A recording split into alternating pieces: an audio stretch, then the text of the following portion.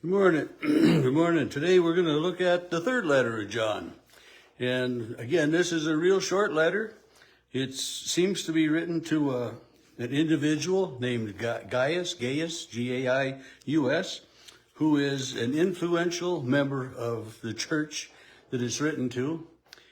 And it's written encouraging Gaius and the faithful members of the church and speaking kind of against a certain man named Diotrephes, or however you say that name, I don't care, because Diotrephes is one of those leaders that it's my way or the highway.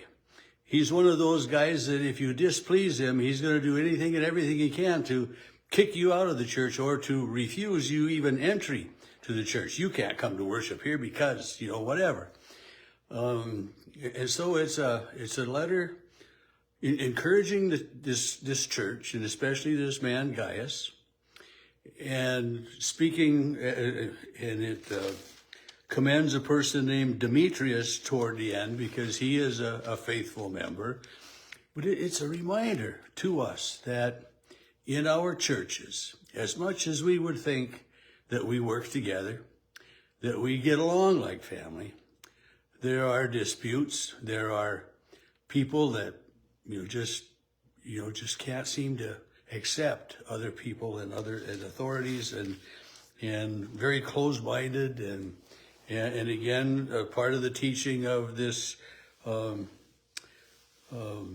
Diotrephes. It seems like he's putting himself first. It's my way or the highway, and he's teaching some that's not really in line with what John and the other disciples of Jesus would have taught. So it begins with verse 1, to the elder, that's John, to the beloved Gaius, whom I love in truth. And so, here we go. It's a personal letter to this man. And we don't get very many personal letters in the mail anymore or anything, but we get them addressed to us, but they're far from personal. We're getting some Christmas cards now, and some of those will have a letter included in them, which is, to everybody, which is okay. Cheryl and I haven't sent cards for many years, so but sometimes, on the card or in the card, you write a personal note. And that little personal note is probably what's most important to the person. And I find that, like in a sympathy card, you can purchase a sympathy card, and many of us do this, sign our names, maybe put, a little bit of cash in with it, and you give it. But if you write a little personal note in there, or tell a little story about the person that died, it makes so much difference in so many ways that way. Anyway, this is a personal letter to Gaius, who is a respected leader of this church, and John, the elder, is writing to encourage that for Gaius to, and just to recommend some other things. So he starts out, beloved, I pray that all may go well with you and trust that you may be in good health, just as it is with your soul. So he's praying for good bodily health, as well as saying, I know it is well with your soul. And so, and I think about that, we sometimes separate our bodies from our spirits we've got this physical body, we've got an emotional body, or emotional sense within our body. We have a spiritual part of our bodies. And if those three parts, or those three different entities, say, aren't somewhat in harmony, somewhat working together, we get a little bit out of sorts. If we're on this emotional roller coaster, everything else, it may affect our eating, it may affect so much other thing. It can affect our physical body, our spiritual body. And so, his beloved, I trust that you are well in body as well as in soul, as well in health. And he says, I was overjoyed when some friends arrived and testified to your faithfulness to the truth. To know that you are making sure that the other members of the congregation, of the community, continue to hear the word of Jesus Christ, accept the word of Jesus Christ, worship Jesus Christ, and and to follow the practices of the early Christian church. In verse 4, I have this underlined and highlighted. I have no greater joy than this, than to hear my children are walking in the truth. And so here this elder, John, is talking about the members of the congregation, the people that have come to believe in Jesus. And I think about it too as, our children, our offspring. To know that our children are upstanding citizens. They got good jobs. They got, to know that our children are doing well and following in faith. It's some of those important things that, we raise our children and to know that they are doing that. And so this elder, John, is calling Gaius and the member of the congregation. Just had a glitch. Sorry, it just said I had to reconnect. Anyway, he's recognizing them as family, important to him. He says, you do faithfully for your friends, even though they're strangers. They testify to your love of the church. You do well. You send them on a manner worthy of God. And, we are to support those people and to encourage those people, to welcome those people. And, sometimes it's really hard to see someone a little bit different than we are and, have that little bit of wariness to us. I mean, here in rural North Dakota, we're not maybe quite that way, although I've had people from one community say, well, you got to watch out for those people from down there. So there's, we're not all filled with brotherly love.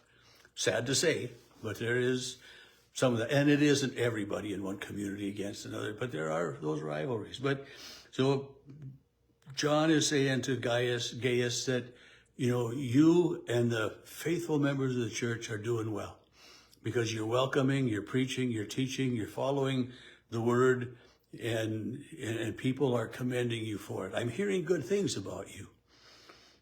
And then he says, I have written something to the church, but Diotrephes, who likes to put himself first, doesn't acknowledge authority.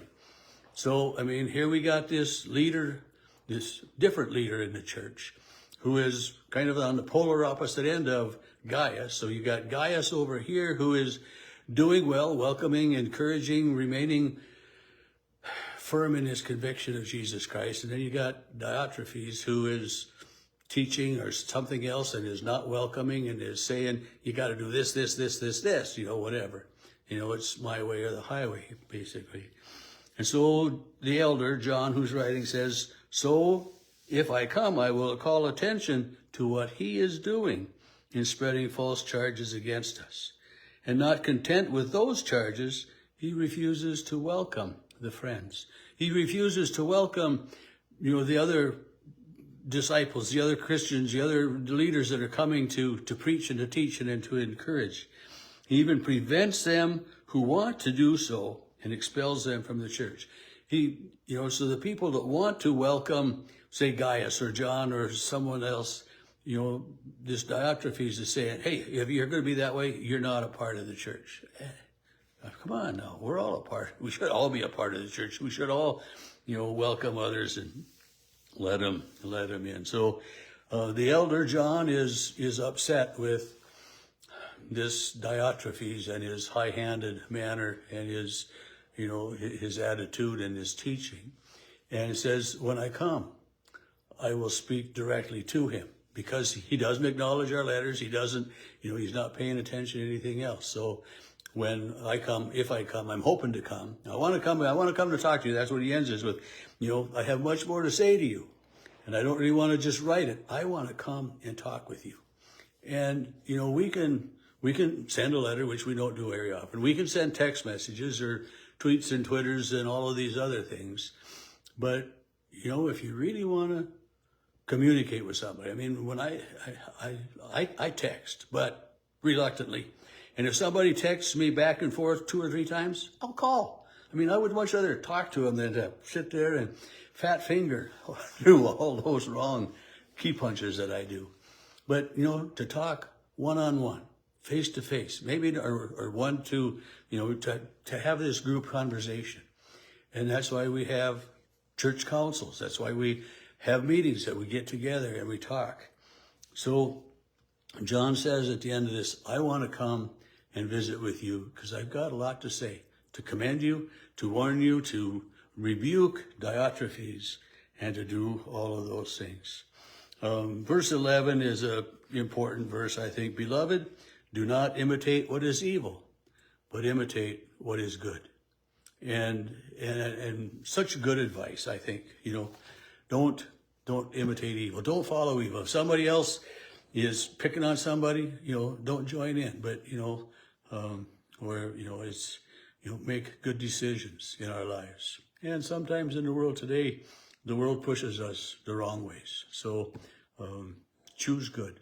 That's what John is saying. The elder John is writing says, choose good. It's a whole lot better than the evil.